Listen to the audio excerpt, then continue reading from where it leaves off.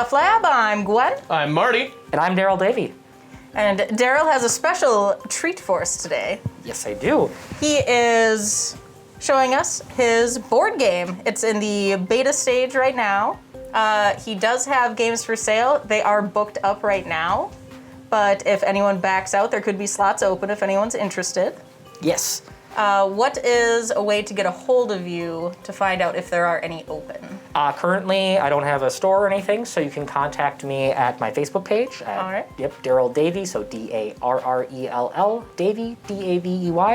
Just on Facebook, you will see a big pumpkin guy on there, and I will keep that up while the sales are going, so you're not trying to find somebody else. What is the cost, and how would they get fundage to you, and how would they receive the game? Currently, this beta version is $65. Most of that is just because I'm smaller, and it costs almost that exact amount to make one of these. They can contact me again through the Facebook, DM me, and Venmo is my preferred way. Just helps me keep track of things. I can also do PayPal, or if you are within a half an hour of Cloquet, we can meet up and exchange cash as well. If you are outside of Cloquet, we have some Wisconsin, Arizona, out in Beijing as well. There will be shipping and handling on that, and will just send me my address for shipping purposes, and I will be looking up sometime next week how much that is gonna tack onto that price. It runs until I believe the 4th of September, and then I will send out because I need to get cards, and with the postal service being what it is right now, I want to try and get this on table before Halloween, which is why I'm releasing it in the state that it is right now. This is, I don't even know if we said, this is All Hallows Eve. Oh, yeah. Yeah, this is a board game I've been working on for, I believe, I don't want to say it's been over 3 years because that means that's a lot of time.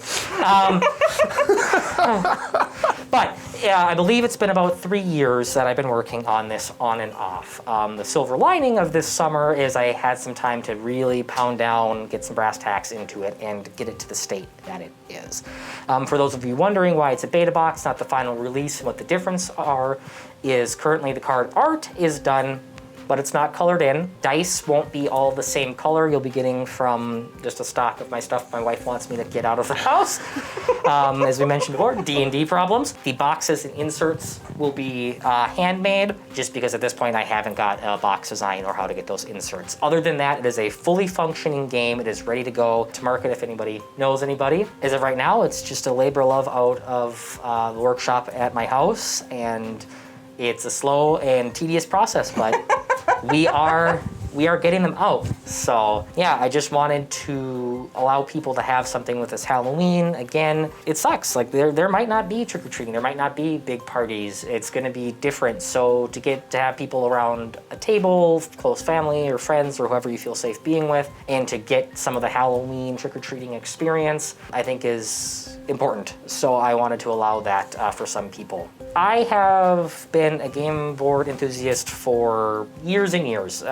My family played a lot, just around the table. Kind of got into that 90s family night Friday thing. It was usually a cathartic thing for us to just get out of a lot of the screams. But in a good way. It was fun, it was good. We all left the table feeling good, but I didn't know there was anything beyond Monopoly or, trivia games until I came across Zombies by Twilight Creation, which in a way is probably a distant relative to this, where it was the first game where it changed every time you played, and not like in a board or like, oh, I just drew a different card, but there were stories being made, and my friends would be like, oh, we had to slog through all these monsters, these zombies, and the roll of the dice really determined how it was, and the layout was different every time, and that stuck with me. That ability to be with my friends and feel what came out of those games was so neat to me. So I started working on games here and there. There was one that I was working on right before this, which, bless its soul, it got just thrown to the wayside. It probably could have been out by now, but I was like, oh, Halloween, called, working title was Skirmish. It was kind of like a magic chess game. That was going really well, very basic, but there's a good, solid little family game. And then I had for years been trying to, again, capture that Zombies, the board game, feel, and I had also been trying to toy around with the ideas of having a card game system that you would build a fighter off of and be able to move around and fight with your deck with punches and kicks and key blasts and whatnot. And there was the versus system and another one, and I was like, shoot. And one day, and it's just driven me from that point on. I woke up with these several different pieces of games that I've tried and didn't really go anywhere in these broken bits. And I woke up and I was, oh, if I do this, then that, and then I can make it like Halloween and it will be trick-or-treating. Yes! And I was just like, I went in my closet, if I can find a picture and set up, I'll put it here. Of my game space at that time was inside of a closet. We were in an apartment in the cities, and my worker's space was seriously this big. And I'm in there, and I'm just sweating. I'm like, yeah, I'm gonna make all this stuff. And I just dove, and I would say about 85% of what that original game was is here still.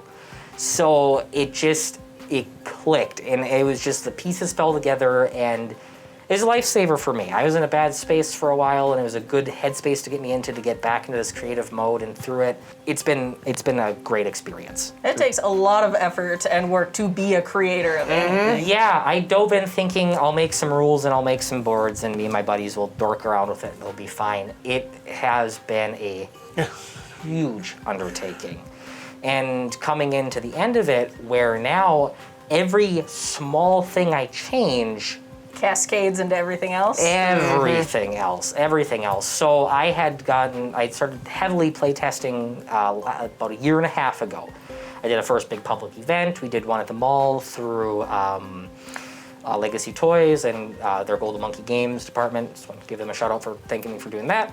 So I was able to get people involved and get some of like the core folks do it. I've had people as young as 11 play the game.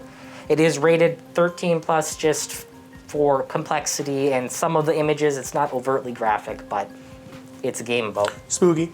Yeah, it's spooky. Yeah, as young as that. And then I had my mom and her crew play it, and I was like, oh, Mommy, thank you for coming. Love you. But they did it. They loved it. I was shocked. I was proud of them. It was a great experience to know that someone, no offense, so outside my demographic was to get it. And that's when it really was like, I might have something at this point. And then through iterations and friends, we've been able to find a 3D model maker. I made all the designs for these guys. They were originally little pawns that I had used Milliput and painted. All my monsters were torn up HeroClix figures. This again, Cog had this chain whip that was a garden or a flower wire with a necklace meticulously glued on there. Oh man. And my wife is just like, could you just do something? Aren't sports cool? No, she's been very supportive through all of this. But I have certainly caught some glances sometimes where she's like, it is March. Can we just not talk about Halloween for 5 seconds? You're like, that's not possible. Yeah, no. Sorry, baby. It was already an obsession before. Now it is literally, let's putting food on the table. This is research! As I'm in my 8th horror movie of the day and the kids won't come out of their bedroom because they're afraid of masked killers. We know we can get Michael Myers down for at least a day before he comes back. So it's been a very long process and a lot of people to thank on. I wouldn't be here without people like yourselves and people who play tested and gave me ideas and helped me tweak and break and remold this game. I truly am thankful for everybody who has been part of this, because it wouldn't be here without. It's not a me project. I've done a lot of work into it, but it's nothing without anyone else. So I'm truly grateful for that. In this world, the more players you have, the more monster players you have, the bigger your map gets. So I want to implement a way to buy separate monsters. I'll say it here right now, there is a secret 4th monster on the way. You heard it here first. Some of the playtesters have been playtesting through it. All right. There's a 4th monster. I hope to do expansions where it is full releases like this, where you'd get 3 monsters, you'd get a different area. It would, have a kind of different feel. And then, again, monsters expansions, because what I'd like to do is, because so many of these types of games come at you and it's kind of inclusive. If you don't have it, you can't play it, or it's such a big buy-in. Where this, yes, someone would need the bare minimum, the base set. For right now, this board, through the beta boxes, I believe you can play up to 4 monsters. Again, the 4th one coming. But I believe with trick-or-treaters and the map size you have, you can fit up to 5 monster players. Okay. And in this day and age, it's going to be hard to get that many people around the table safely, what have you. But what I would like to do is, if you are a friend who lives in the cities and you come up north all the time to play with your friends, and you're like, I have no one else to play this game with, there's no reason to buy the full thing besides you guys. You buy a separate monster pack, and now you're that monster coming to town. They're used to playing, okay, I know Cog's stuff, I know Mischief's tricks.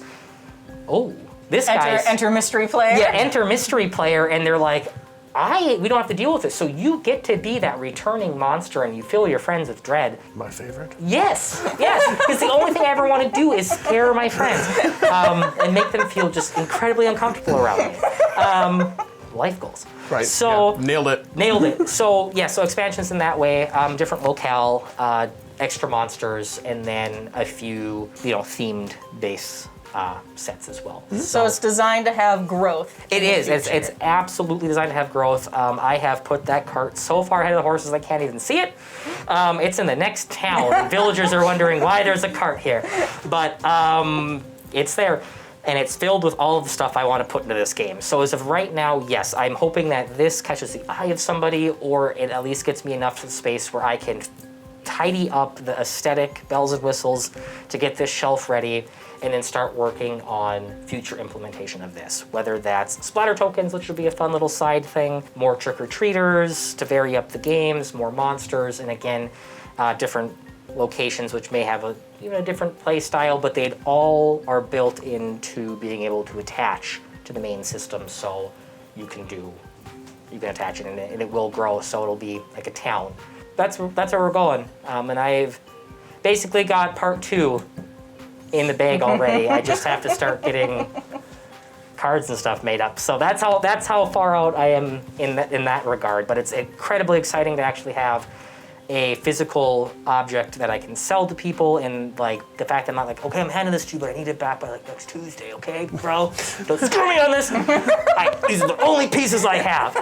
Like now I've got a reliable 3D printer, and through Sean Zarn being my first buyer, and big into that, he has Haunted Duluth and Twin Ports Terror, and they do all sorts of Halloween stuff, saw this, and is just super excited. So him and Matt Rasmussen are like Grave Digger Day! Yeah, so yes, Grave Digger Day, perfect. All right, so we'll plug that a little bit too. There might be some stuff going on here, so through them, we're well connected in the Halloween community. Good. Yeah, the Halloween Preservation Society is looking into this, which is really neat to me. They're a great group for learning all sorts of things about Halloween, and they have neat stuff all the time. So through this, I've learned even more about Halloween than just... I wish I knew what the street next to me was named. I don't, because it's all just Halloween stuff in here now, and probably Digimon facts. Like those are the 2 things I've got now. I mean, that's all you need. That's really it's all I need. And my twin daughter's like, oh, honeys, that's it. I can just call them pet names and it's fine. What have I done? So all that said, that's the other part, is this is going to be this very cathartic like lump off my shoulders once they get this rolling, where I can take a breather for a day or 2 and then get back into it. How about you show us how to play some? Yeah, you bet. So right now, we currently have a 2-player game set up. You need at least 1 chaperone and 1 monster. As there are more monsters placed in, the board grows. It's all explained in the rules, but it is meant to build and grow the more you have. The chaperone is a very tactical, board-based role where you have power in numbers. All of your little trick-or-treaters have cool abilities, and if a monster misses when they try to swing at them, they get to either like scream or throw a rock or stick them with spider web. They all have some kind of fun flair to them. The monsters, on the other hand, have individualized decks, making each of them unique in play style. One is Noita, is kind of your long-range spell slinger. Currently in the beta version, she can use Fly, which kind of ignores like obstacle rules and stuff, gives her an edge that other monsters don't have. Mischief, who you'll be playing as, he is Trickster. He does some board state stuff, discards other monsters' hands. He's a Trickster. Cog is your mass killer, stalks people and then just smashes. He just hits hard when he finally gets to you. So any slasher fans out there, Cog's your boy. As you start the Per monster, there are 4 trick-or-treaters. You'll get 4 of the candy tokens. 1 lights out, well, 2 lights out for this, and then there's items that come in later. Toilet paper, glow sticks, and bikes currently that help the trick-or-treaters meet their goal. So once they are placed on the map, the trick-or-treaters' goal is to get to the lighted areas in front of the houses, and if they get there, they'll flip the doorbell token. If they're face down, their doorbell tokens. If it's a candy, they get to pick a candy card. You get to use that. You can use up to 2 on a round. That helps you. If the light's out, they've wasted their turn. Uh-oh, that monster might be right behind them, ready to slice slash them.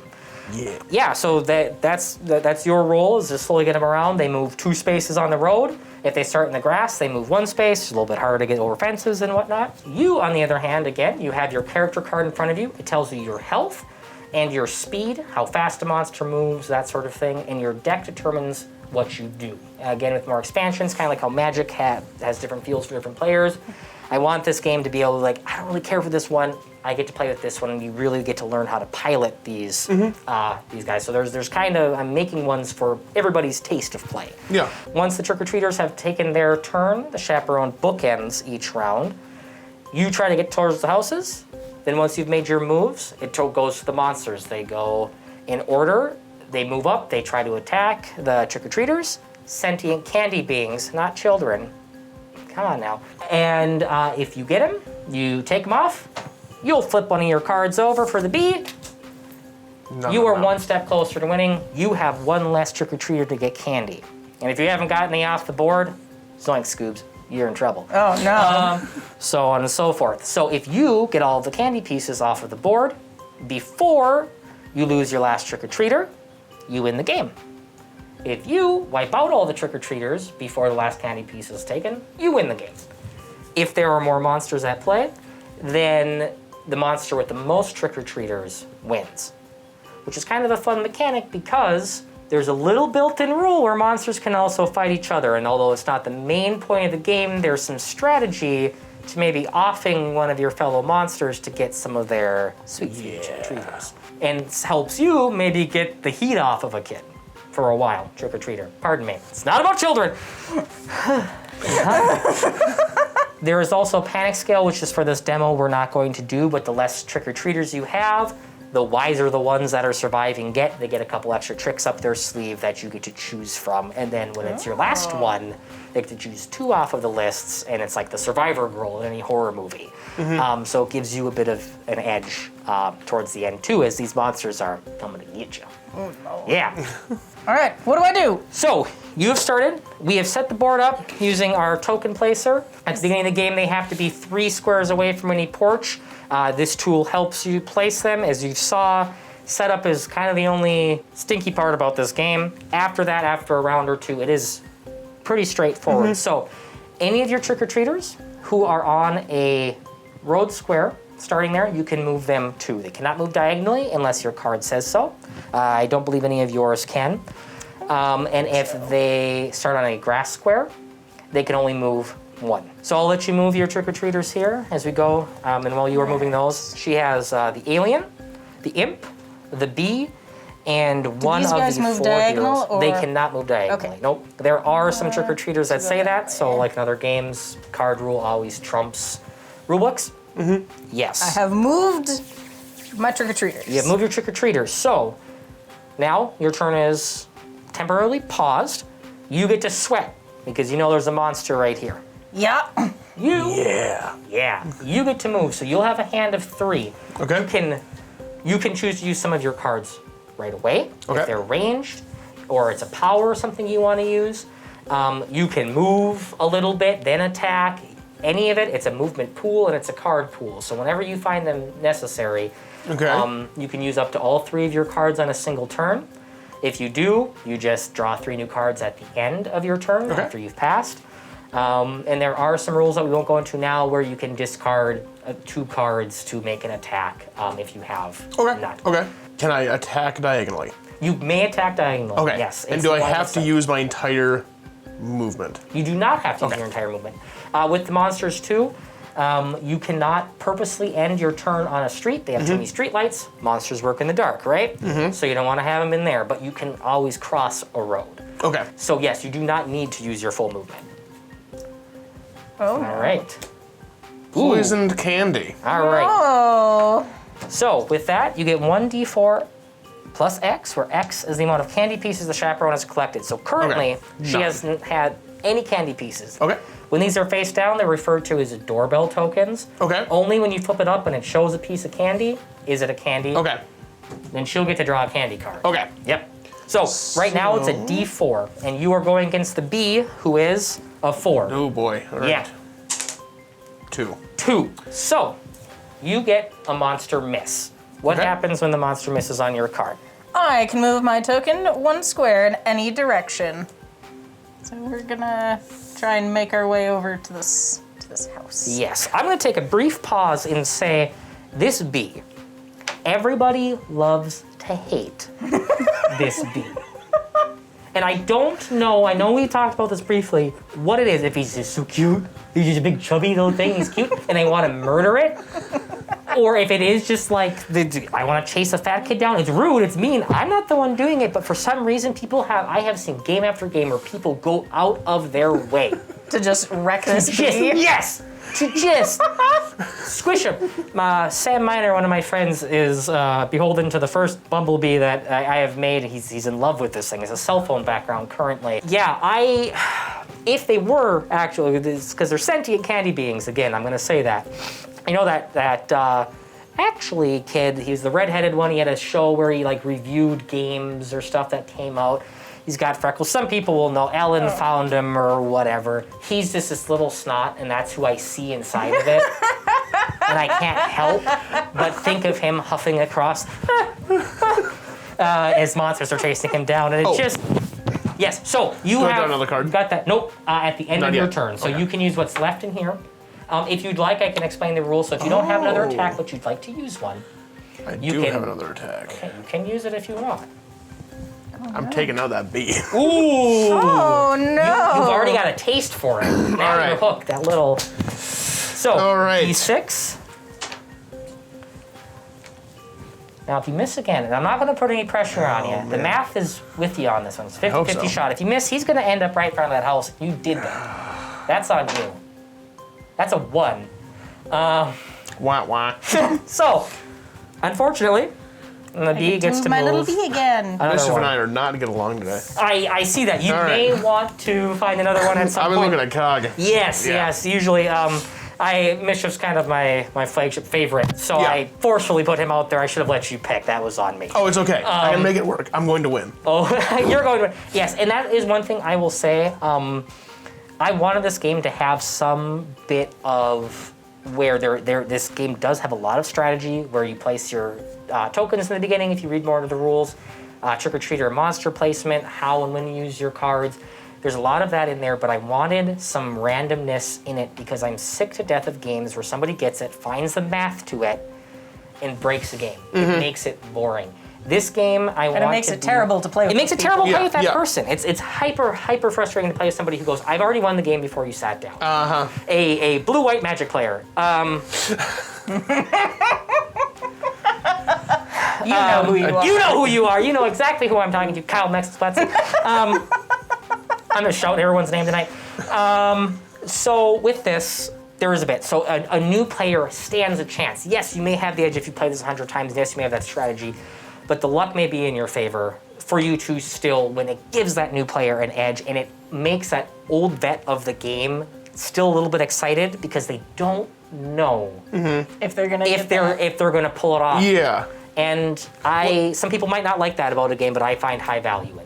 And can I say that I love the fact that there are so many different cards for each monster, so that it changes every time. Yes. Yes. We've played part of a round, and I'm already seeing that that's going to be a huge key thing in this. Yes, and that goes more to, again, how each monster is very unique in how they play. And once you kind of learn to steer that deck, you'll know, okay, I want to hold on to this card for this. And it does. It gives them a feeling where each monster is very, very unique. And not every monster is meant for everybody, and that's fine. I also find that, so thank you, I appreciate that. That's something I wanted to implement in the game. If you are done, Yes. okay, then you can draw your 2 cards. Your turn is over. It would pass to another monster if it was their turn. But you... Does that mean Yep. do I get candy? You get I get to candy. ring that well, doorbell? You get to I get flip to ring that that and see doorbell. what it is. It's candy. It's candy. So you are 1 step closer to winning. You get that. You get a candy card. Good job, B. You survived. You can use up to 2 candy cards on your turn. These are usually more powerful than a monster card, just because they are harder to come by. Now, mind you, if one of the kids gets got, the trick-or-treaters, sorry, gets got, it makes it harder for you to then collect those candies because there's an equal amount of candy to it. There's also the dreaded lights out where it's a turn burner. For right now, I was nice. I have 1 lights out where it's supposed to be 2, but you do have 1 item as well, which if that gets flipped, I'll explain. Those are another boon for the trick-or-treaters. I wanted the monsters to still feel scary and threatening and powerful. I wanted you to stand a chance and not just have to be an engine for everyone else's fun. So tacticians, I think, will enjoy this role a lot. It is a harder role to hop into, I will admit, but it's starting off with a small game that's only 4. Once you play a few rounds, you get used to the semantics of the games, feel. and it is. And that is a round. It's complex. Maybe there's some syllabus shock looking at my rulebook at first. Most of that so people don't do stupid stuff later. So they're like, oh, hey, can I do this? And I'll say no, like I've laid it out just for you. So no, you can't do the thing you want to do. But the rules are fairly simple. So I may let a round go where I'll just hush, let you guys play. Maybe narrate what you're doing. All right. But just to get around. So you could choose, if you wanted to move into this house for 1 turn. Oh. No monster can target or attack you while you are in that house. You are safe. But that's one less guy out on the field. You know, maybe that monster finds this position that's a little bit close to that house and can wait out there, or not. At the end of the next round, he'll get pooped back out. Grandma doesn't want to talk to him anymore. Later days. So you can choose to have that one stay inside of that house if you would like. We'll risk it. We'll risk it. You'll risk it? Okay. We'll risk it. All right. So end of the round cleanup. If there are awareness zones, which are one of the abilities they have, they scream or they alert the neighbors. There's a panic. It makes a zone where monsters. It's almost like if they're on the road. They can't target a trick-or-treater who's inside of one. They can target one from outside, but they can't attack a trick-or-treater inside of it. Move in. They can move into it, but if at the end of the turn they are there, they take a damage. Because again, monsters operate in the dark, you don't want to be seen. But just like in the real world, people start to care less and less each turn. So this starts to drop and that zone gets smaller and smaller until it eventually dissipates altogether. We've all seen the original Halloween. Yes. Yeah. Yes. Absolutely. This zone radiates out from the center it's on, so it can share a space. Other tokens can't. I just want to iterate that now. But none of those are out. Currently, I think the only one who can drop one would be this guy here if you miss. Think so. He is a superhero. Yeah. He works better with more superheroes. Luck of the draw, you didn't have it. Real quick, I will tell folks, I'm going to steal him for you. You either can choose to draw 4 trick-or-treaters at random, which could give you a super powerful team. Might give you a team that you're like, oh, farts. Let's figure it out. Otherwise, there are color-coded dots. There are teams of 4, so 4 of them will have the same color dot. To make a quick team, you sort through, grab those ones, plop it down. And it's 4 trick-or-treaters per monster. The round's over, so that's round 1. Round 2 starts. Again, you bookend the round by moving your characters. I'm gonna sit back and... Okay, so they move 2, so he's gonna go here. I'm gonna get a candy or something. Oh, you don't look it up yet. Not yet? Nope. Okay. He has a chance. Oh, right. Yep. I flip it at the end. Yes, because So he has a I chance to come and try and get you beforehand. That guy onto the road. So right That now guy you are there. threatening 2 houses. So that's good for you, bad for you. You're gonna not tell me what to do here, but you're gonna probably want to get rid of that one. Yeah. So, or you can say screw it. They've got. I mean, if this Bumblebee makes it to the end, I'm happy. You're a good chaperone.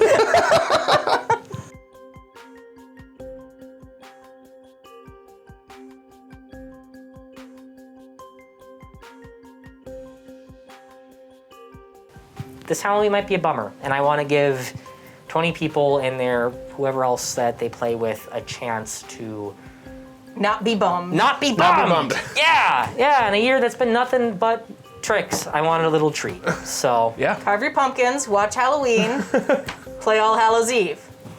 it's as simple as Sounds that, like a kids. It's as simple It's as a that. 3-step plan. Yep. 3-step plan. Profit. The Ferengi plan. Yes. Thank you for joining us. Hey. Phil. Thank you. It was Yes. a blast. Thank you so much for having me. I'm glad I was able to talk everyone's ears off for a Oh, yeah. while and It's share all right. this. And I hope that you all stay spooky. So, Never spooky. be worried about that. yeah, No, never. yeah. All right. Thank you. Thanks for joining us. We'll see you next time. Bye. Bye.